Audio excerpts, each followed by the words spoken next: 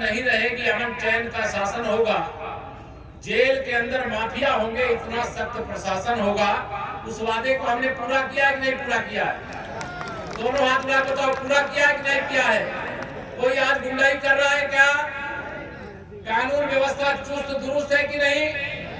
अब किसी के जमीन पर, किसी के मकान पर, किसी के प्लाट पर कोई समाजवादी पार्टी का झंडा लगा करके कब्जा करने का साहस कर सकता है क्या? ये सब आपके आशीर्वाद से, आप सबकी ताकत के बल पर मैं आपको प्रणाम करता हूं। और एक बार नहीं, आपने हमें 2014 में जब माननीय नरेंद्र मोदी जी के नेतृत्व में देश में सरकार बनाने का मौका दिया, आपने 14 में भी हमारा भरपूर समर्थन किया था, लेकिन हम 14 में बदायूं नहीं जीत पाए। लेकिन 2017 में आपने 2014 में जो कमी रही विधानसभा में, उसको पूरा कर दिया। 2019 के लोकसभा चुनाव में आपने यहाँ पर डॉक्टर संघमित्रा जी को विजयी बना करके बता दिया कि आप यहाँ कमल के फूल के अलावा और कोई दूसरा चुनाव चिन्ह विजयी नहीं हो सकता। मैं इसलिए आप सबको बधाई देता हूं। 2022 का विधानसभा चुनाव आया, चुनाव के बीच में ही गुंडागर्दी बढ़ गई थी, याद है कि भूल गए आपको? उन्होंने कहा हम आपकी बार 400 विधानसभा सीटें जीत जाएंगे।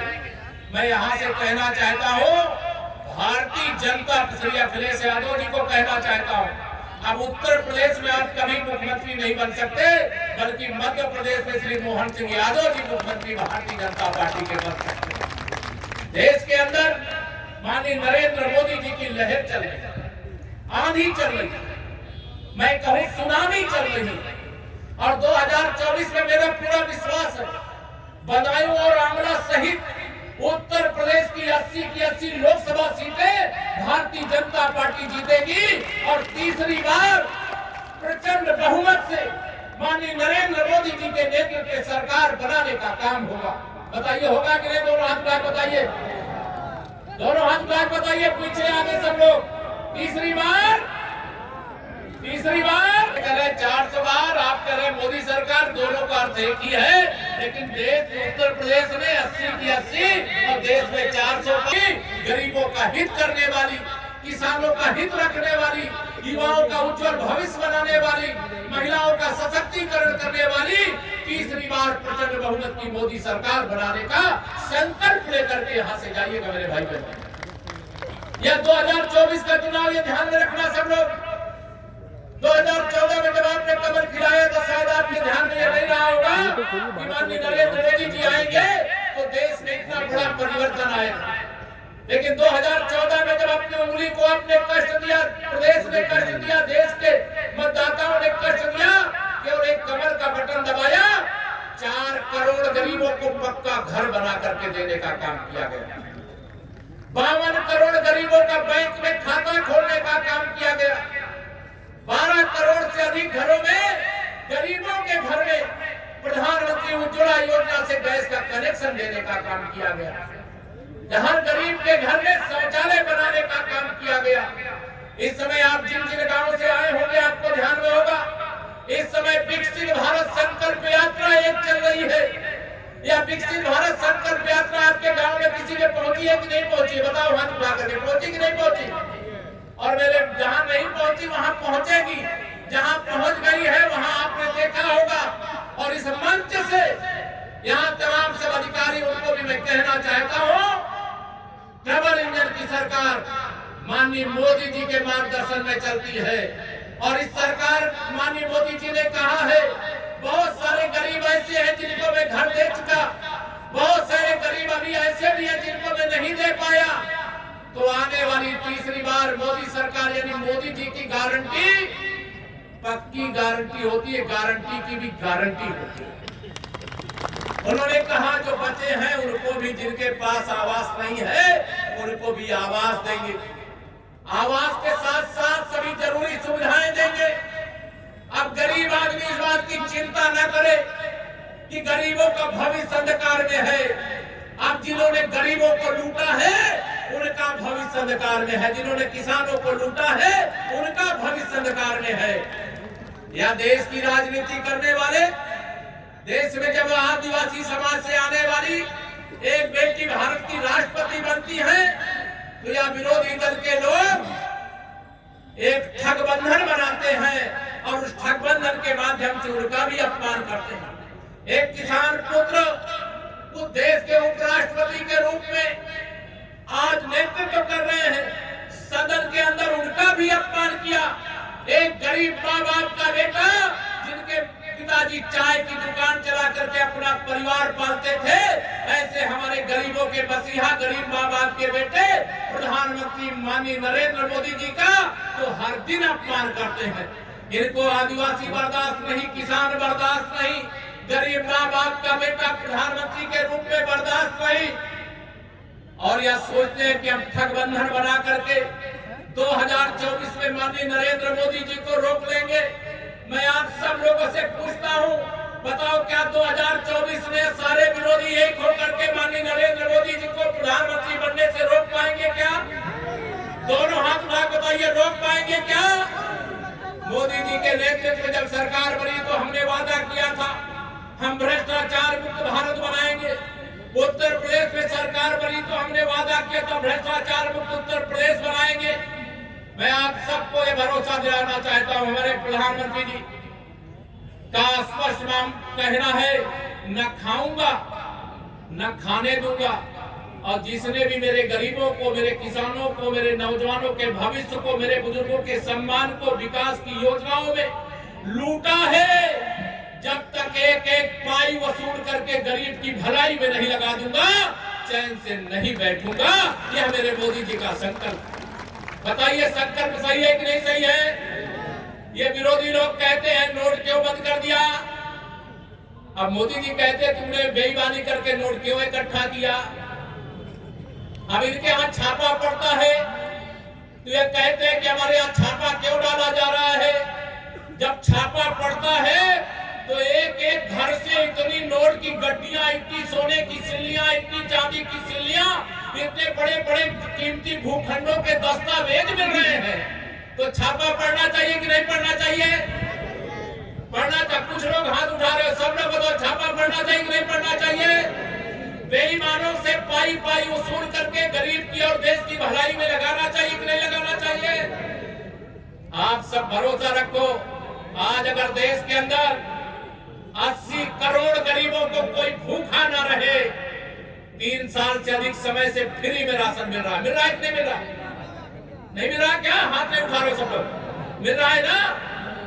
किसी गरीब को अन्न मिल रहा है। अभी मोदी जी ने घोषणा कर दिया है कि आने वाले 5 वर्ष तक ये गरीब प्रधानमंत्री गरीब कल्याण अन्न योजना जारी रहेगी। अब ये भीमहन लोग परेशान है कि अगर गरीब भूख से नहीं मरेगा, गरीब अगर उसके पास झोपड़ी में रहता, कच्चे घर में रहता, तो मोदी जी अगर उसको पक्का घर बना के दे देंगे, जो अमीर के पास सुविधा वो गरीब के पास भी उपलब्ध हो जाएगी, तो उनका क्या होगा?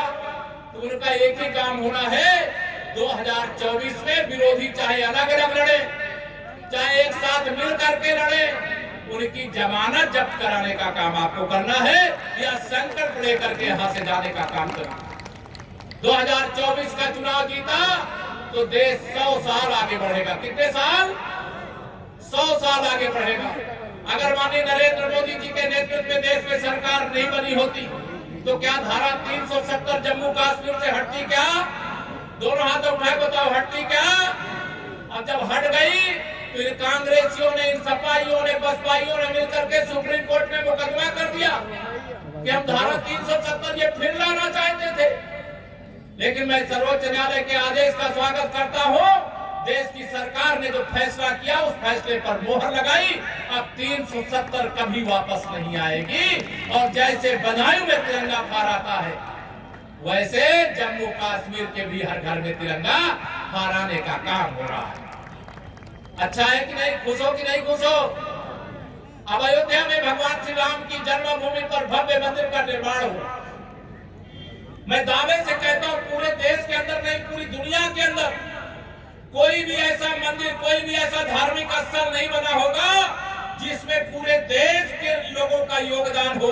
किसी ने ₹1.25 दिया होगा, किसी ने ₹125 दिया होगा। इसलिए श्री राम जन्मभूमि पर बनने वाला मंदिर किसी व्यक्ति का नहीं, पूरे राष्ट्र का है। वह राम मंदिर राष्ट्र मंदिर है, यह भरोसे के साथ। वो गर्व की बात है, ये राष्ट्रीय एकता का प्रतीक है। आज मुझे इस बात का गर्व है मेरे भाई बहनों, 2014 से आपने कमल खिलाया। आप बताइए देश कमल की तरह खिल रहा है कि नहीं खिल रहा? खिल रहा है कि नहीं? दोनों हाथ रख दो, खिल रहा है कि नहीं खिल रहा? अगर 60 साल ये विरोधियों ने, कांग्रेसियों ने, सपा बसपा के लोगों ने जिस ईमानदारी से काम भारतीय जनता पार्टी की डबल इंजन सरकार कर रही है, इस ईमानदारी के साथ ये काम किए होते तो बताइए बदायूं में कोई समस्या बचती क्या? बचती क्या? आज उत्तर प्रदेश भी बदल रहा है। माननीय मोदी जी के निर्देश पर हमने उत्तर प्रदेश में मोदी मॉडल लागू किया है, गुजरात मॉडल लागू किया है, उसके कारण विकास की गंगा बह रही है। मैं 2016 में भी बदायूं आया था, क्या हाल था सड़कों का? बदहाल सड़कें थी, बिजली का कहीं अता पता नहीं रहता था। 2014 के बाद और 17 में जब हमारी डबल इंजन की सरकार बन गई, यहाँ पर बैठे होंगे बहुत सारे किसान भाई, बताइए पहले बिजली कितने घंटे मिलती थी? याद है कि भूल गए? कितने घंटे मिलती थी? बदायूं में पूरा आती थी क्या? 4 घंटे मिलती थी, लेकिन अब कितना मिलती है? अब आप समझ लीजिए अंतर। सपा बसपा की सरकार में बिजली आती नहीं थी और भाजपा की सरकार में बिजली जाती नहीं थी। ये फर्क है। सपा बसपा की सरकार जब उत्तर प्रदेश में थी तो मेरे किसानों को बिजली का बिल देना पड़ता था, नहीं देना पड़ता था? ये नलकूप लगाए नहीं लगाए? जो मेरे किसान नलकूप लगाए हैं उन किसानों को खुशखबरी देना चाहता हूं। 1 अप्रैल 2023 से जिन किसानों ने सिंचाई के लिए ट्यूबवेल लगाया है, बिजली के कनेक्शन से बिजली का कनेक्शन लेकर चला रहे हैं, उनके बिजली के बिल की अदायगी अब सरकारी खजाने से किया जाए, यह मोदी की गारंटी है। मेरे यहाँ जनपद के अंदर मैं अभी डेटा देख रहा था, आपके केवल बदायूं जिले के अंदर जो हमारे उज्ज्वला योजना से कनेक्शन मिले हैं वो 358 घरों को मिले। कितने?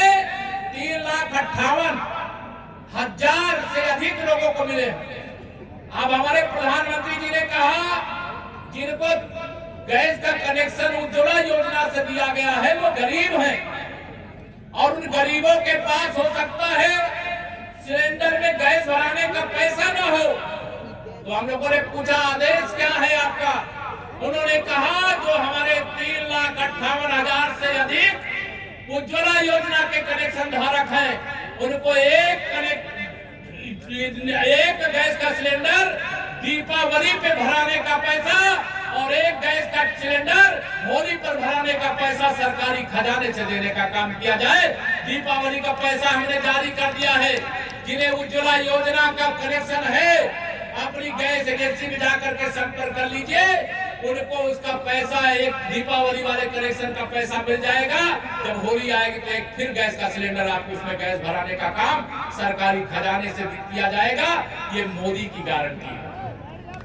आप सबको खुशी की बात में कई चीजें आपके जनपद के अंदर हमारे जो किसान हैं 4,86,306 किसान जिनको 2-2 हजार की 3 किस्त के माध्यम से एक वर्ष में 6,000 रुपया मिलता है। मिलता है कि नहीं? दोनों हाथ उठा बताइए, मिलता है कि नहीं? जब सपा बसपा कांग्रेस की सरकार होती है तो वह 100 रुपया में से 15 रुपया देती है। अगर इनकी सरकार होती तो किसानों को साल में मिलता 900 रुपया और इनके बेईमान दलालों को मिलता 5100 रुपया। मेरे प्रधानमंत्री मोदी जी ने देश के खजाने से अलग अलग योजनाओं में 30 लाख करोड़ रुपया से अधिक खाते में भेजने का काम किया है।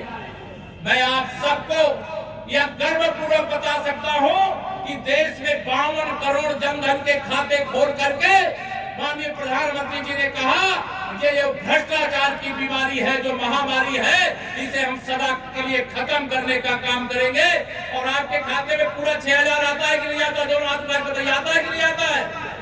ये मोदी जी की गारंटी है। जिन गांवों के अंदर सड़क नहीं और पक्की सड़क बनेगी, और हम लोगों ने इस समय हर घर नल से जल पहुंचाने का काम चल रहा है। अब गांव के अंदर जब पाइपलाइन डालते हैं तो सड़क तोड़ना पड़ता है, क्योंकि 1 मीटर नीचे पाइप डालना है। तो कई जगह सड़क को तोड़ करके पाइप डाले होंगे। आप में से कई लोगों के गांव की सड़कें अभी बिगड़ी होंगी, बिगड़ी है कि नहीं बिगड़ी है? मैं मंच से कहना चाहता हूँ, यहाँ जिलाधिकारी से सब मौजूद है, हमारे गांव की गलियों में रहने वाले गरीब किसान, मजदूर और गांव वासियों के लिए ये हाईवे तो है, पक्की सड़क बन गई है, लेकिन उनका हाईवे उनके गांव की गली है। अगर पाइपलाइन पड़ गई है, टेस्टिंग हो गई है, तो पहले जैसी सड़क को फिर से बनाने का काम करिए, और कोई लापरवाही करता है तो उसके खिलाफ कार्रवाई करने का काम करिए। हर घर नल से जल पहुंचाने का काम विश्व के अंदर कोई देश नहीं कर सका है। भारत के गरीब माँ बाप का बेटा, एक चाय बेचने वाले के बेटे, पिछड़े वर्ग से आने वाले माननीय नरेंद्र मोदी जी के नेतृत्व वाली सरकार ने देश के लिए खजाना खोल दिया, गरीब अमीर में भेद नहीं रखा, सबका साथ सबका विकास का संकल्प साकार बताइए। पाइपलाइन से जो पानी पहुंचाने का काम हो रहा है, क्या केवल सामान्य जाति वालों को हो रहा है कि पिछड़ी जाति अनुसूचित जाति का भी सबका हो रहा है कि नहीं हो रहा? राशन सबको मिल रहा है कि नहीं मिल रहा है? इसीलिए मैं कहता हूँ, भारतीय जनता पार्टी अगड़ा वर्ग, पिछड़ा वर्ग, अनुसूचित वर्ग की त्रिवेणी है। हम सबका साथ, हमारे प्रधानमंत्री जी कहते हैं मेरे लिए देश में 4 जातियां हैं, तो मैं ध्यान लगा के सुनने लगा कौन सी 4 जातियां हैं। तो वह 4 जाति उन्होंने कहा, पहली जाति गरीब, दूसरी जाति युवा, तीसरी जाति महिलाएं, चौथी जाति किसान। या 4 जातियों की भलाई के लिए मैं सरकारी खजाने का मुंह सदा खोल करके रखने का काम करूंगा। आप बताइए, सबका साथ सबका विकास का जिसका संकल्प होगा वही इस प्रकार का निर्णय ले सकता है, वही इस प्रकार की योजनाओं को धरातल पर पहुंचा सकता है। अनेक प्रकार की योजनाएं और भी बन रही हैं, योजनाएं बहुत, अगर मैं उनकी चर्चा करूंगा तो बहुत देर लगेगी, और आप सब बहुत देर से यहाँ पर बैठे हुए। मैं आज सुबह देख रहा था, पहले किसी घर में अगर बेटी पैदा हो जाए तो माता पिता को तुरंत चिंता होती थी, बेटी पैदा हो गई है, बोझ हो गई, इसकी शादी कैसे करेंगे, इसको पढ़ाएंगे लिखाएंगे कैसे। अकेले बदायूं जिले के अंदर लगभग 5000 बेटियों की शादी सरकारी खर्च पर समारोह के माध्यम से कराने का काम किया गया है।